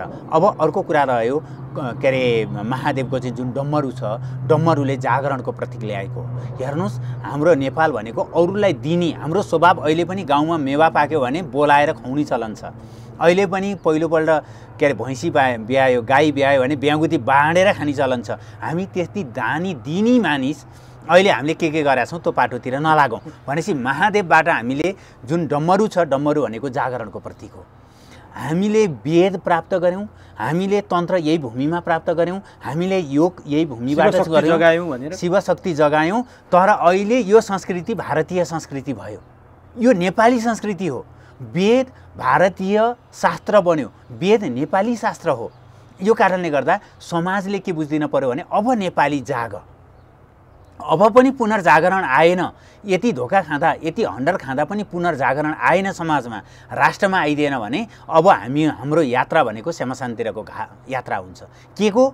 राष्ट्रको, ज्ञानको, वैभवको, साधनाको, जति पनि यो पुर्खाको विरासतको प्राप्ति छ हामीमा, त्यो सबै अबको यात्रा त्यतातिरको हुन्छ। यो कारणले गर्दा राष्ट्रले एउटा कमन के अरे त्रिशूलबाट सिक्न पर्यो, डम्मरुबाट सिक्न पर्यो। अर्को कुरा चाहिँ के छ भने महादेवको कृपा भयो भनेदेखि कहिले पनि सर्प हिमाली क्षेत्रमा पाइँदैन, हिउँमा बस्न सक्दैन। महादेवको हेर्नुहोस् त गलामा सर्प छ, महादेवको कृपा पायो भनेदेखि त्यो सर्प आनन्दसँग बसेको छ, उसलाई खानु छैन, उसलाई केही गर्नु छैन। र महादेवको कृपा भयो भनेदेखि यो विषमता जुन छ, जातिगत, क्षेत्रगत, वर्णगत विभिन्न विभेद जुन छ त्यसको समाधान भनेको महादेवको साधना हो। यस कारणले गर्दा राष्ट्रले के गर्नु पर्यो, यो सिक्न पर्यो। अर्को कुरा, नेपालमा अद्भुत शैव क्षेत्रहरू छन्, चाहे त्यो हलेसी होस्, चाहे त्यो वैद्यनाथ होस्, चाहे त्यो महोत्तरीमा रहेको शिवालयको कुरा होस्, चाहे पशुपतिनाथको कुरा होस्। यो सबै के हो त भन्दाखेरिमा महादेवको अनुकम्पा भएको क्षेत्र हो। यहाँ चाहिँ हामीले पर्यटक ल्याउने होइन, साधकलाई। अहिले त पाश्चात्य समाज के छ भने धेरै तनावबाट गुज्रिराखेको छ, पैसा छ, प्रविधि छ, पद छ, तर उसो राति राम्रोसँग सुत्न सक्दैन। यो साधनालाई हामीले शैव क्षेत्रबाट दिन सक्छौँ। यस कारणले गर्दा राष्ट्रले हरेक कर्मचारीलाई महादेव जस्तो त्याग गर्न सक्ने, दम्भ नभएको अथवा आफूलाई चाहिने भन्दा बढी सङ्ग्रह नगर्ने खालको शासक नै त्यस्तो खालको हुनु पर्यो। हो, महादेवबाटै राज कसले गर्छ हेर्नुहोस्। जोगीलाई महाराज भनिन्छ, राजालाई राजा भनिन्छ, तर कुनै पनि साधु सन्तको उच्च पदस्थ साधु सन्तलाई महाराज भनिन्छ। किन? राजाले साम दाम दण्ड भेद अपनाउँछ र थिचोमिचो गरेर नि प्रशासन चलाउँछ। त्यो राजाले आपत परेपछि कहाँ जान्छ? महाराज कहाँ जान्छ भनेको जोगी कहाँ जान्छ। राजा महेन्द्रलाई आपत पर्यो, उनी नङ्गिनी माताले भनेअनुसार वेद विद्यालयको स्थापना गरे। राजा महेन्द्रले अहिलेको देवघाटबाट पूर्व पश्चिम राजमार्ग बनाउन चाहन्थे, तर त्यहाँ चाहिँ गल्लेश्वर बाबाले यहाँ होइन गैँडाकोटबाट बना भने गैँडाकोटबाट बनाए। यो कुनै पनि शासकहरू राम्रो हुनका लागि साधु सन्तको पछि लागेका छन् र न तिनीहरू ऐतिहासिक बन्न पुगे। यस कारणले गर्दा हामीले पाश्चात्यको फेस्टो, सिद्धान्त, प्रविधि केही ल्याउनु पर्दैन। हाम्रा महादेवलाई बुझे हुन्छ, हाम्रा महादेवलाई पुजे हुन्छ। महादेवको नीति अनुसार चल्न सके देश साँच्चीकै त्यति बेलाको जस्तो हो, कायपलट हुन्छ। किनभने हामीले त एउटा त हाम्रो साधनाको क्षेत्र हो, यहाँ विभिन्न जडीबुटीहरू पाइन्छन्, यो औषधिको केन्द्र हो। योभन्दा ठुलो औषधिको केन्द्र कहीँ पनि हुन सक्दैन। अर्को कुरा, हाम्रो ज्ञान विज्ञानका दाता नै महादेव हुन्। महादेवले के गरिदिए भनेदेखि त्रिपुर भन्ने एउटा त्रिपुरको स्थापना गरेका थिए। त्यो त्रिपुरलाई दहन गर्ने क्षमता कोसँग थियो? महादेवमा थियो। र त्रिपुरको नाश कसले गरिदिए त? महादेवले त्रिशूल प्रहार गरेर गरे। अहिले हेर्नुहोस् अर्को दुर्भाग्यपूर्ण, हजुरले भन्दा भन्दै मलाई एउटा हिजो मात्रै पनि फुर्यो, पाशुपतास्त्र पाशुपतास्त्र कहाँ पाइन्छ त भन्दा अन्त पाइने भए अर्जुन ध्यान गर्न किरातेश्वर आउँछन् भनेपछि त पाशुपतास्त्र कहाँ पाइँदो रहेछ? यहीँ पाइँदो रहेछ। अर्को हेर्नुहोस्, विरूपाक्ष जसलाई अहिले हामी कली भनेर पुज्छौँ, विरूपाक्षले मातृगमन गर्यो, गर्नै नहुने अपराध गर्यो, त्योबाट मुक्ति पाउनका लागि उसले नेमुनि कहाँ गयो, नेमुनिले 64 शिवलिङ्गको दर्शन गराइदिए र त्यो अपराधबाट ऊ मुक्त भयो। भनेपछि त हामीले गरेका पापहरूको मुक्तिको लागि पनि महादेव आवश्यक रहेछ। राष्ट्रले गरेको यति धेरै शहीदहरू भए, वीरहरू भए अथवा विभिन्न व्यक्तिहरूले अकालमा मृत्यु वरण गर्न पर्यो, त्यसको मुक्तिको दाता पनि को होस्? महादेव हो। यो कारणले गर्दा यसका लागि पनि राष्ट्रले के गर्नुपर्छ?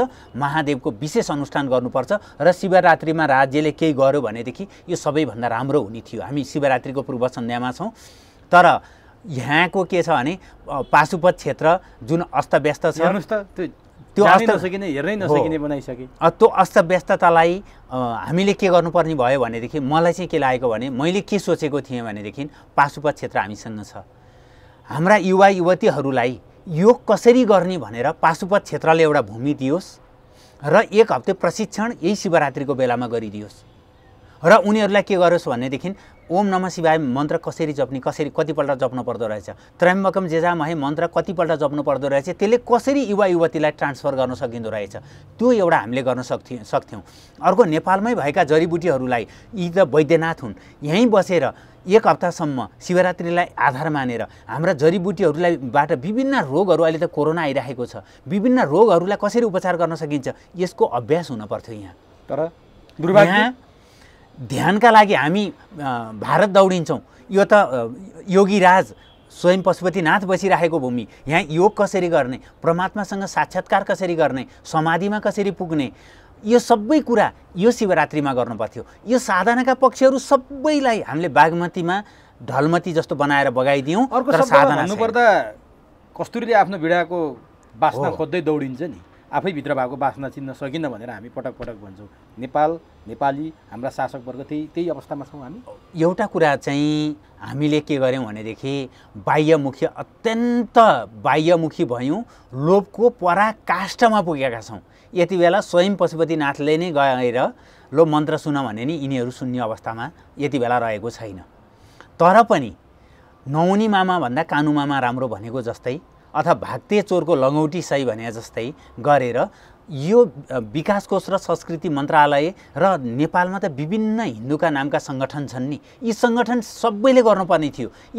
मलाई चाहिँ के लाग्छ भने हिन्दूका नाम यति बेलामा पनि हिन्दूका नामका सङ्गठनहरूले पाशुपत क्षेत्रलाई साधनामय नबनाएर गाँजामय बनाउनु, यसलाई चाहिँ दुनियाँलाई के अरे एउटा ज्ञान विज्ञान हस्तान्तरण गर्ने कुरा छोडेर नग्नतातिर लाग्नु, यस्तो जुन एउटा ताण्डव नृत्य देखाइरहेको छ हो, यो देखाउनुमा यी संस्थाहरूले हामीले के अरे पाशुपत क्षेत्रलाई, पशुपति विकास कोषलाई र संस्कृति मन्त्रालयलाई नघचघच्याएर जुन रमिता हेरेका छन्, यसको अपराध यिनीहरूलाई पनि लाग्छ। अब यो त दुर्दशाको बारेमा कुरा गर्यो, अलिकति शिवमा केन्द्रित हुनु। जस्तो उहाँले लगाउने हात्तीको छाला, ओढ्ने हात्तीको छाला, लगाउने बाघको छाला, अनि शरीरमा त्यो भस्म घस्ने, त्यसको अर्थ चाहिँ के छ? जस्तो फुस्रा भनेर भन्छन् त्यो खरानी घस्नेलाई, जोगीले मात्रै घस्ने हो, यो जो जोगी अलग गर्दै हिँड्ने, चिम्टा बोकेर हिँड्नेले घस्ने खरानी हो।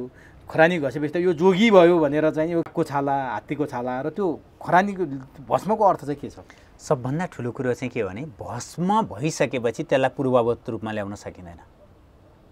जस्तै काठ जलायौँ, त्यो भस्म भयो, भस्म भइसकेपछि त्यो फेरि काठ हुन सक्दैन। जस्तै हजुरले सुनलाई के गर्नुभयो भने औँठी पनि बनाउनु भयो, त्यसलाई फेरि परिवर्तन गरेर सिखरी पनि बनाउन सक्नुहुन्छ, फेरि त्यसलाई रूपान्तरण गरेर चन्द्रहार पनि बनाउन सक्नुहुन्छ। तर कुनै पनि वस्तु भस्म बनिसकेपछि फेरि पूर्ववत हुन सक्दैन। यसले के कुरा बुझाइदियो त भनेदेखि भस्म हुनु भनेको ज्ञानको पराकाष्ठमा पुग्नु हो। अब फेरि उसलाई लौकिक अवस्थाले छुँदैन। लौकिक अवस्थाले भन्नाले मेरो घर, मेरो गाडी, मेरो छोरा, मेरो के अरे श्री सम्पत्ति, मेरो श्रीमान या श्रीमती भन्ने कुराले छुँदैन।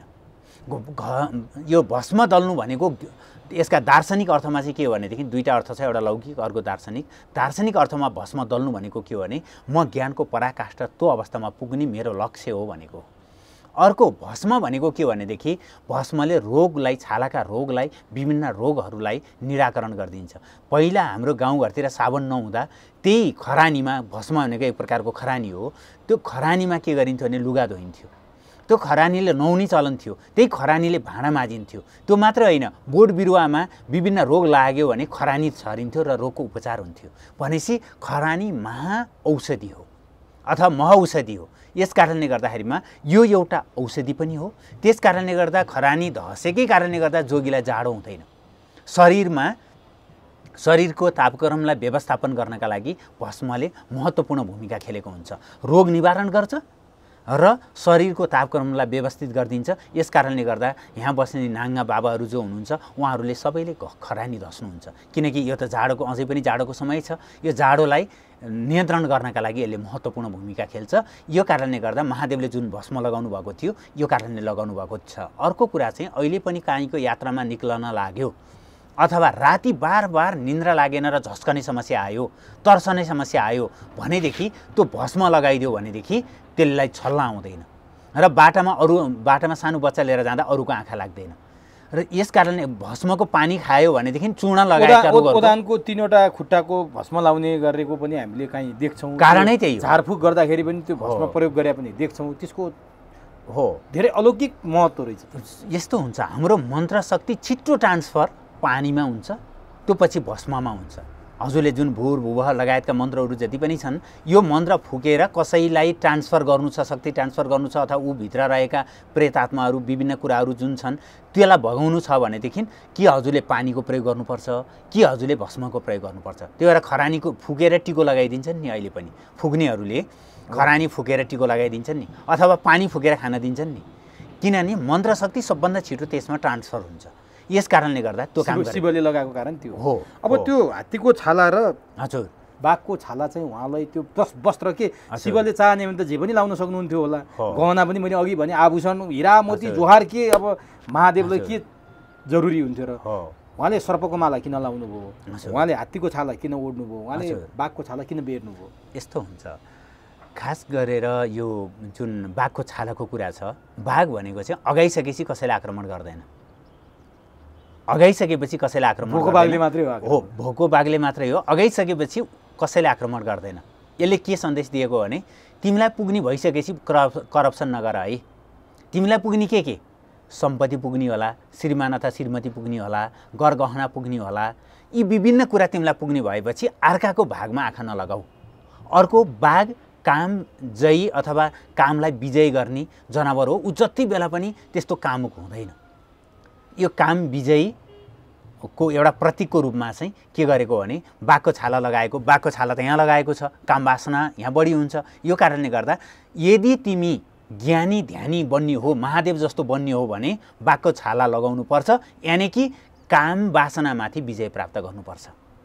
यसले मोटामोटी दिने दुईटा सन्देश, एउटा तिमी अगाइसकेपछि तिमीलाई पुग्ने भएपछि अतिक्रमण गर्दै नलगाऊ। अर्को कुरा चाहिँ तिमी महादेव जस्तो बन्ने हो भने के अरे बाघको छाला काम वासनामाथि विजय प्राप्त गर। यो कारणले गर्दा त कामदेवले जब सतीदेवी बितिसकेपछि महादेव ध्यानमग्नमा अवस्थामा बस्नुभयो, त्यति बेला कामदेवले चाहिँ बाण हाने, तर त्यो बाणले महादेवलाई छोएन, उल्टो कामदेव भस्म भए। भनेको के भने काम वासनाले छोएन, यसको अर्थ यो हो। यस कारणले गर्दा त्यो लगाइएको हो। अनि हात्तीको छाला, हात्ती भनेको चाहिँ विवेकी प्राणी हो, हात्ती विवेकी प्राणी हो र यसले चाहिँ के गर्छ भने अमृत पत्ता लाउँछ दुनियाँमा भने कि न्याउरो मुसोले पत्ता लाउँछ कि हात्तीले पत्ता लाउँछ। र हात्तीलाई सबभन्दा बढी मनपर्ने वस्तु भनेको दुबो हो, र दुबोमा चाहिँ के अमृतको अंश हुन्छ।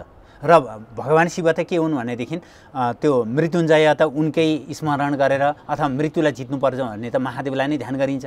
यस कारणले गर्दाखेरिमा एउटा त विवेकी प्राणी हो, किनभने महादेवलाई कुनै भेदको रावण आयो, मलाई चाहिँ के अरे पार्वती चाहियो हजुर दिएर पठाइदिए, दुनियाँसँग कुनै लेनादेना अथवा त्यो नभएको एउटा विवेकी हो, स्वार्थ नै छैन, त्यो विवेकी प्राणी हो। अथवा नवराज राजा हात्तीले छान्यो, हात्ती भनेको विवेकी प्राणी हो। त्यो कारणले गर्दा महादेवमा त्यो विवेक छ, विवेक थिएन अनि यति धेरै ज्ञानका ज्ञाता कसरी बन्नुहुन्थ्यो र? अनि सर्पको मालाको के छ? यस्तो हुन्छ, सर्प भन्दा पनि जुन त्यो नाग वासुकी छ त्यो चाहिँ के हो भनेदेखि यसले चाहिँ वायुमण्डलमा रहेका विभिन्न तत्त्वहरूलाई लिगिदिन्छ, काम नलाग्ने तत्त्वहरूलाई यसले खाएर बाँच्छ। यस कारणले गर्दाखेरिमा चाहिँ त्यसले के गरेको, उनले त्यो नागलाई कहाँ राखिदिनु भयो भने विष, यहाँ कालकुट विष यहाँ निल्नुभयो। त्यो कालकुटको के अवस्था थियो भनेदेखि त्यो सर्पले चाहिँ यदि माउसुली निल्यो भने मर्छ अरे, उकालो भने आँखा बन्द हुन्छ अरे। महादेवलाई पनि समस्या के भने खायो भने आफै सिद्धिने डर, निल्यो भने बाहिरै राखिदियो भने संसार सिद्धिने डर, अनि घाँटीमा राखिदिनु, त्यो भएर घाँटीमा राखिदिनु भयो, नीलकण्ठ भयो, नीलकण्ठ हुनुभयो। त्यो विषलाई व्यवस्थापन कसले गरिदिन्छ त भन्दा दुनियाँको विषलाई कसले शोषण गरिदिन्छ? सर्पले। त्यो कारणले गर्दा सर्पलाई त्यहाँ राखिएको हो। र अर्को एउटा कुरा यही प्रकरणमा आयो, हाम्रो नेपाल यस्तो भूमि रहेछ जहाँ कि महादेवले त्यो विष खाएपछि नीलकण्ठ जब त्यो विषको पीडा भयो, त्यो पीडा निवारणका लागि कुनै ठाउँ देख्नु भएन सुरक्षित। हाम्रै सोलुखुम के अरे रसुवा जिल्लाको गोसाईकुण्डलाई छान्नुभयो। भनेपछि हेर्नुहोस् त, हामीसँग देवताले पनि शरण लिने ठाउँ रहेछ नि। हे भगवान्, यो कुरा बिर्सिएर हामी तीर्थाटनको लागि बाहिर जाँदैछौँ, बाह्य धर्मको प्रचारका लागि जीवन फालेर लागेका छौँ। कस्तो दुर्भाग्य छ। यो सबै दुर्भाग्य यो शिवरात्रिले पखालोस् भनेर शिवसँग प्रार्थना गर्छु। मुन्नमालाको चाहिँ अर्थ के हो फेरि? यस्तो छ, यो मुन्नमाला जुन छ अथवा मान्छेको जुन विभिन्न के अरे त्यो मरेको खप्परहरूको त्यो सङ्कलन छ, 108 माला जुन लगाइन्छ, महादेवको 108 नाम चाहिँ अति पवित्र पूजनीय र त्यो नाम लिँदाखेरिमा चाहिँ हाम्रो पाप क्षय हुन्छ। र तन्त्र साधनामा विशेष गरेर यो मुन्नमाला चाहिँ तन्त्र साधनाका लागि बनाइएको हो, वैदिक साधना भन्दा पनि। किन बनाइयो त तन्त्र साधनाका लागि भन्दा महादेवले तन्त्र चाहिँ पार्वतीलाई पहिलोपल्ट पढाउनु भयो। महादेवले सम्पूर्ण तन्त्र, अहिले बोक्सी भन्ने नै सबभन्दा पहिलो बोक्सी पार्वती हो। महादेवले पार्वतीलाई तन्त्रको ज्ञान दिनुभयो र त्यो तन्त्रको ज्ञान चाहिँ एकदम ठिक हो भनेर स्वीकार विष्णुले गर्नुभयो। त्यो तन्त्र एकदमै छिटो कहाँ छिटो सिद्धि हुन्छ त भन्दाखेरिमा मसानघाटमा। किन मसानघाटमा भने तपाईँ एकछिन मान्छे पोलेको ठाउँको दृश्य हेर्नुहोस् त, तपाईँलाई नै वैराग्य लाग्छ। यो दुनियाँको इन्टरभ्यू लिएर बेकारमा मैले के गर्ने होला र, बरु यो परमात्मा पो प्राप्ति गर्ने र अन्तिममा त छोराछोरीले नै त्यति माया गरेको छोरोले मुखमा आगो लगाइदिँदो रहेछ, श्रीमतीले पनि 2-4 वर्षपछि बिर्सिँदै रहेछन्। यो दुनियाँ भने त यस्तो वैराग्य, किनकि तपाईँमा वैराग्य भएन, माला जप्नु भयो, ओहो आज मेरो इन्टरभ्यू लिन जानु छ, ओहो आज मेरो त फलान ठाउँबाट आउने पैसा चाहिँ बाँकी रह्यो, ओहो आज त्यहाँसम्म पुग्नका लागि जाम छ, म कसरी जाने होला। ध्यान कसरी हुन्छ? ध्यान कहाँ हुन्छ? मसानघाटमा। मसानघाटमा किन हुन्छ? वैराग्य हुन्छ। त्यो वैराग्यताको प्रतीक के हो? मुन्नमाला हो। तिम्रो अवस्था यस्तै हो। हुन त साधनाका लागि मुन्नमाला असाध्यै राम्रो माला हो। प्रतीकात्मक रूपमा चाहिँ हामीले जुन माला जप्छौँ त्यो मालाले एउटा प्रवाह के गरिराखेको छ भने दुनियाँ तेरो अभिगत पनि योभन्दा ठुलो होइन है, धेरै फुर्ती नला भन्ने पनि हो। अनि त्यो तेस्रो आँखाको अर्थ के हो? महादेव अलि असामान्य भयो नि, दुईटा आँखा त सबैको छ, महादेवको तेस्रो आँखा यस्तो छ।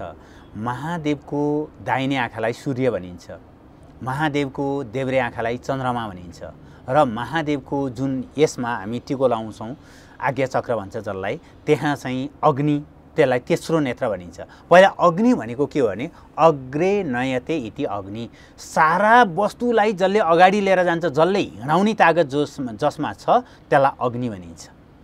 यस कारणले गर्दा त्यो तागत कोसँग छ? महादेवसँग छ। त्यस कारणले गर्दा महादेवले चाहिँ विषम अवस्थामा मात्रै तेस्रो आँखा खोल्नुहुन्छ, प्रलयकालमा मात्रै खोल्नुहुन्छ। किन? त्यसलाई अब अगाडि बढाउनु पर्यो, सबै सिद्धियो, अब त्यसलाई अगाडि बढाउनु पर्यो। यस कारणले गर्दा दाहिने आँखा सूर्य, देब्रे आँखा चन्द्रमा र तेस्रो आँखा जुन छ त्यो चाहिँ के हो भने अग्नि तत्त्व हो। अब म अन्तिमतिर चाहिँ कुराकानी लामै भयो, जति गरे पनि तपाईँसँग सकिँदैन। अब केही महत्त्वपूर्ण दुईवटा प्रश्न म तपाईँलाई राख्छु। एउटा चाहिँ महादेव हिमालमा बस्ने कुरा अघि हामीले गऱ्यौँ, तर महादेव शमशानमा नाचेका कुराहरू, मसानमा बसेका कुराहरू, मसानसँग रमाएका कुराहरू पनि छन्। त्यसको चाहिँ अर्थ के? त्यही ध्यानको लागि हो अथवा वैराग्यको लागि हो अथवा के हो मसानमा महादेव बस्ने कुरा?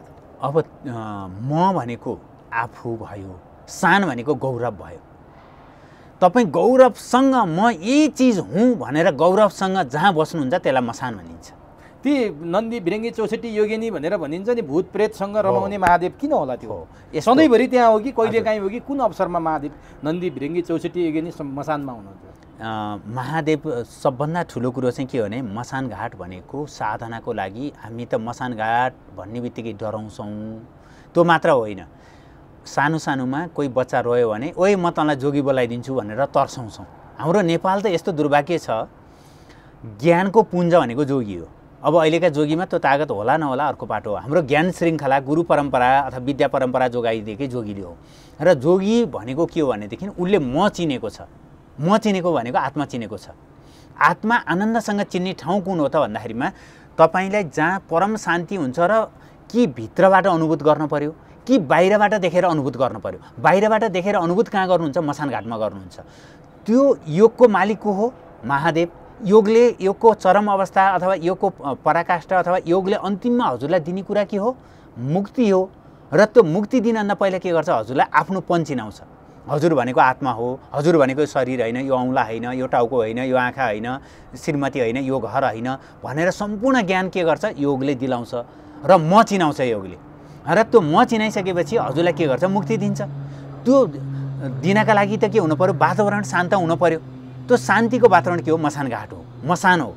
त्यो एउटा मसान भनेर जुन भनिन्छ, म भनेको आफू, सान भनेको गौरव, म सानसँग बाँच्छु भनेर भन्छ। अब त्यहाँ चाहिँ के छन् त भन्दाखेरिमा महादेवले नन्दी, भृङ्गी, 64 योगिनी आदि राख्छन्, भूत प्रेत। हेर्नुहोस्, पहिला त नन्दीलाई हामीले गोरुको रूपमा बुझ्यौँ, यो दुर्भाग्यपूर्ण कुरा हो। नन्दी भनेको शिलाद ऋषिको छोरा हो। ऋषिको छोरो चारखुट्टे कहिले पनि हुँदैन। र ऊ परम ज्ञानी भइसकेपछि अहिलेको भाषामा मन्त्रीको स्वकीय सचिव जस्तै महादेवको स्वकीय सचिव को हो त भन्दा नन्दी हो, जसलाई हामीले चारखुट्टे बनाइदिउँ। चार खुट्टाले चारवटा वेदको ज्ञाता भनेको हो। अब हामीले त त्यो ज्ञातालाई बिर्सेर खुट्टे बनाइदिउँ। त्यो भएर शिलाद ऋषिको छोरा हुन् नन्दी। यिनी परम ज्ञानी थिए। अब यो परम ज्ञानी छोरो जन्मेकै कारणले गर्दाखेरिमा शिलाद ऋषि खुसी भए। खुसीलाई नन्दन भनिन्छ, खुसी हुनुलाई। त्यो नन्दन अथवा खुसी भएकै कारणले गर्दा उनको नाम नन्दी रह्यो। त्यो नन्दीलाई अहिले हामीले के बनाइदिउँ? गोरु बनाइदिउँ। अब ध्यान गर्न लागेको छ। अब त्यो ध्यान गर्ने क्रममा त त्यो ज्ञानी नन्दीलाई नराखेर कसलाई चाहिँ राख्ने त? हजुर, हामीले त वेद त्यति राम्रो तरिकाले पढाएको छैनौँ, त्यति राम्रो एक्सप्लेन गर्न सक्दैनौँ। त्यो कारणले गर्दाखेरिमा नन्दी राखियो। 64 योगिनी जुन छ, तन्त्र विधिमा सिद्धि गर्नु छ भने 64 योगिनीको महत्त्वपूर्ण भूमिका हुन्छ। र भूतलाई पनि आफ्नो बसमा राख्न सक्यो भने त्यसले एकदम छिटो काम गरिदिन्छ। अहिले पनि हो पिशाच। यिनीहरू प्रेत भनेको प्रकाशेण इतः प्रेत, अथवा मर्ने बेला भएको थिएन तर मर्ने इच्छाले जो गयो त्यसलाई प्रेत भनिन्छ। त्यस्ता आत्माहरूलाई चाहिँ नियन्त्रणमा लिएर त्यसलाई पनि मुक्ति गराइदिने काम कसले गर्छ त? महादेवले गर्छ। यस कारणले गर्दा उहाँले गणसहित बसेर दुनियाँको मुक्ति गराइदिने काम गर्नुहुन्छ। यो कारणले गर्दा हजुरले देख्नु भएको छ कुनै पनि मसान घाट नजिकै शिवलिङ्ग बाहेक अरू राखिँदैन, अथवा महादेवको मूर्ति बाहेक अरू राखिँदैन। किन नराखे? त्यहाँ देवीको राखे भए नि हुन्थ्यो नि। किनकि मुक्ति गराउने तागत कोसँग छ भने महादेवसँग छ। भनेपछि जोगीहरूका पनि महाजोगी महादेव भन्दा हो। त्यही भएर त महायोगी भनिन्छ नि। अब तपाईँले त्यो लेखेकोमा एउटा कथा थियो, एउटा ब्यादाले हरिणको शिकार गर्ने विषयमा। उसलाई ज्ञानै थिएन, उसले परिवारलाई खुवाउनु पर्थ्यो। त्यो एकचोटि आम दर्शकलाई भनिदिनुहोस्, त्यो महादेवको पूजा गर्ने आज शिवरात्रिकै कारण भावनाले पनि अन्तिममा त्यो कथाबाट मैले यो कार्यक्रम सकेँ। यदि हजुरसँग सामग्रीको अभाव छ, समयको अभाव छ, स्वास्थ्यले साथ दिँदैन, विभिन्न कुरा छ भने आज भोलि जुन शिवरात्रि छ अथवा शिवरात्रिको दिन बेलुका हजुरले महादेवलाई सम्झेर पूजा आजा गरिदिनुहोस्। सामग्री नभए नि मनैबाट सम्झनुहोस्। म पशुपति पुगेँ, बिल्वपत्र बेलको पात अर्पण गरेँ, पञ्चामृत समर्पण गरेँ, उहाँलाई मनपर्ने अपमार्ग अथवा दत्युन अर्पण गरेँ, अथवा धतुरोको फुल अर्पण गरेँ, गाँजा अर्पण गरेँ, अथवा म भित्र रहेका सम्पूर्ण कुराहरू चाहिँ हजुरलाई अर्पण गरेँ भनेर अर्पण गरिदिनुहोस्। हजुरले त्यहाँ विकास कोषमा भनेर मन्त्रीको तागत लगाएर अथवा विभिन्न मान्छेलाई लगाएर हुलमुल मचाएर अरूलाई देखाउन पशुपति गएर आइ नि, चन्न लगाइ नि भन्ने काम बिल्कुलै नगरिदिनुहोस्। त्यो अपराध हुन्छ।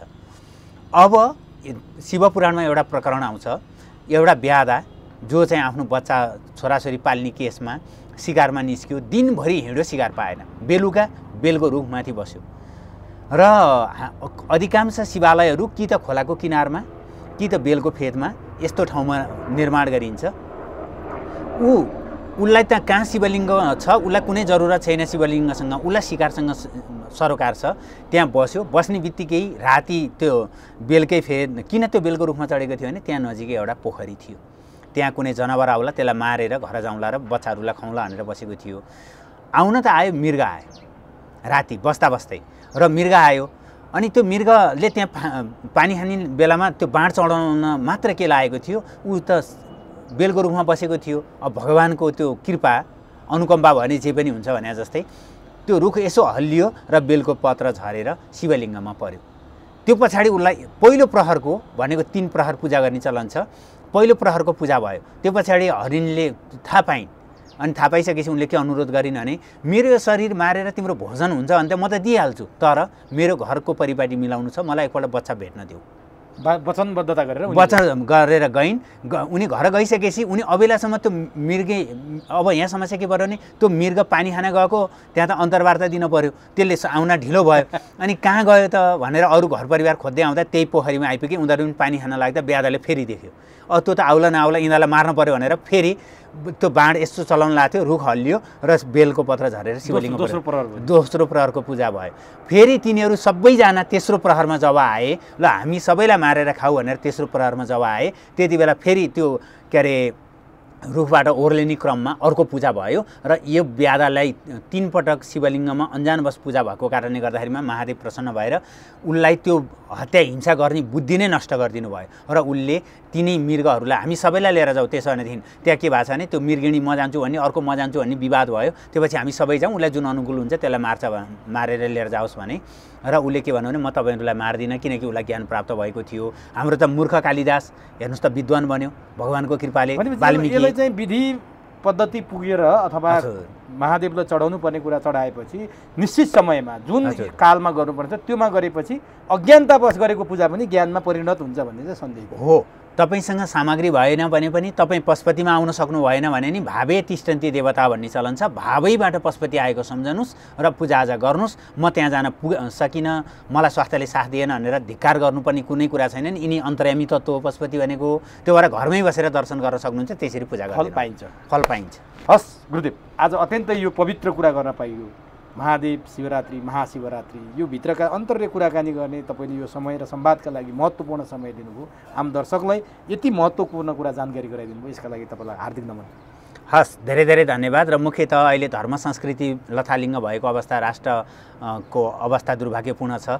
यो शिवरात्रिले हामी सबैले महादेवसँग यो प्रार्थना गरौँ, हाम्रो छोरा अमेरिका जाओस्, अस्ट्रेलिया जाओस्, मेरो प्रमोसन होस् भन्दा नि देशै रह्यो भने, धर्म संस्कृति नै रह्यो भने हाम्रो सम्पूर्ण कुराहरूको प्रगति होला। सबभन्दा पहिला हाम्रो धर्मको रक्षा होस्, प्राणीको कल्याण होस् र राष्ट्रको चौतर्फी अहिले जुन यस्तो विकराल अवस्था आएको छ, यी महादेवले यी कालमाथि विजय गरेका तत्त्वले हाम्रो राष्ट्रको मुक्ति गराइदिउन्, हामीलाई सद्बुद्धि दिउन्, ज्ञान मार्गमा अभिवृद्धि गराइदिउन् र सबै रोगहरू, मानसिक र शारीरिक जुन रोगहरू छन् योबाट मुक्त गराइदिउन्। यही प्रार्थना गर्दै हजुरले मौका दिनुभएकोमा धेरै धेरै कृतज्ञता अर्पण गर्न चाहन्छु। हस्, नमस्कार।